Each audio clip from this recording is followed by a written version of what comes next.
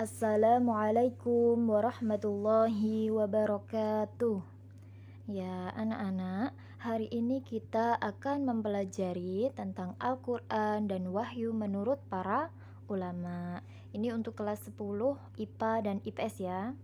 Nah, kemarin kita sudah belajar pengertian Al-Quran menurut para ulama dan sudah mendefinisikan Al-Quran menurut secara bahasanya sendiri-sendiri ya kemarin ya.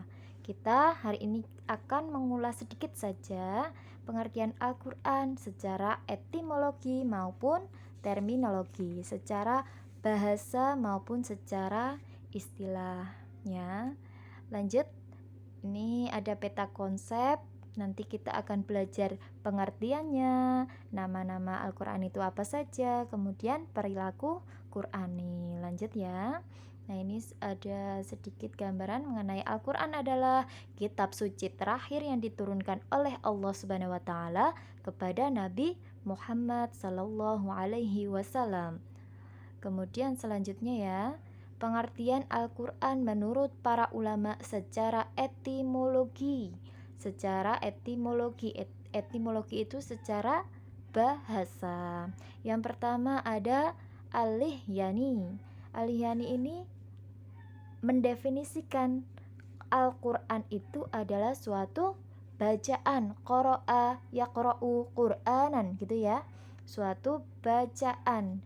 Nah, jadi karena Al-Quran itu dibaca, maka Al-Lihyani ini mendefinisikan bahwa Al-Quran itu adalah suatu bacaan. Nah, di garis bawahi aja, kalau menurut Al-Lihyani itu Al-Quran adalah suatu bacaan atau suatu yang dibaca. Kemudian yang kedua, menurut Al-Asy'ari, Al-Quran ini adalah suatu gabungan atau menggabungkan sesuatu dengan yang lain.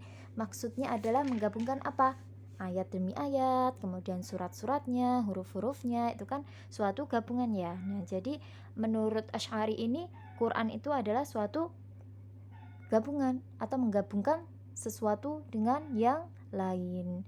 Nah, nanti di garis bawahi kalau Al-Lihyani tadi adalah suatu bacaan, Asy'ari adalah menggabungkan sesuatu dengan yang lain. Kemudian yang ketiga menurut Al-Fara. Al-Fara ini apa? Al-Quran itu bentuk jamak dari kata qarinah yang berarti petunjuk atau indikator. Nah, Al-Quran itu kan diturunkan sebagai suatu petunjuk. Jadi menurut Al-Fara ini Al-Quran itu adalah petunjuk gitu ya. Kemudian selanjutnya menurut Az-Zujaj. Az-Zujaj ini mendefinisikan Al-Quran secara bahasa itu adalah suatu kumpulan, ya sama kumpulan ayat-ayat surat yang memuat kisah-kisah, kemudian ada larangan dan sebagainya. Jadi Az-Zujaj ini mendefinisikan Al-Quran adalah suatu kumpulan.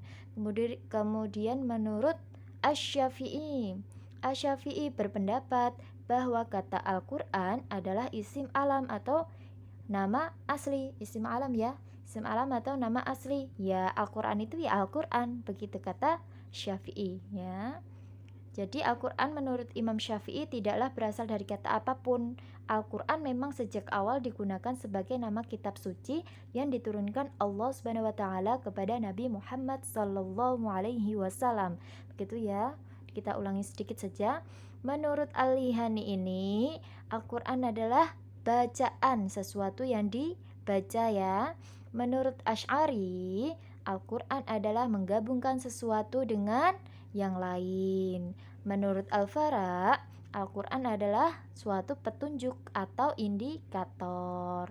Selanjutnya menurut Az-Zujaj, Az-Zujaj ini adalah kumpulan. Al-Quran adalah suatu kumpulan ya. Menurut Syafi'i, Al-Quran itu ya Al-Quran, berasal dari kata isim alam, nama aslinya Al-Quran ya Al-Quran, begitu ya.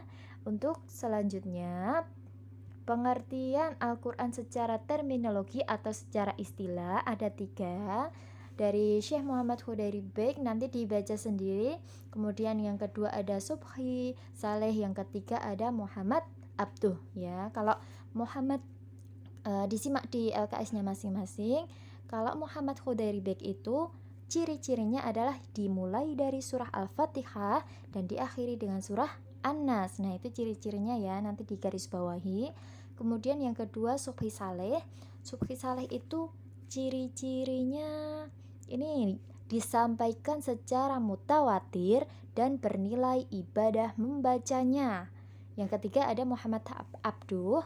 Muhammad Abduh itu ciri-cirinya adalah terpelihara di dalam dada orang yang menjaganya, menghafalnya. Jadi kitab Al-Quran itu bacaan yang tertulis dalam mushaf-mushaf yang terpelihara di dalam dada orang yang menjaganya, yang dimaksud adalah penghafal Al-Quran ya ini ya.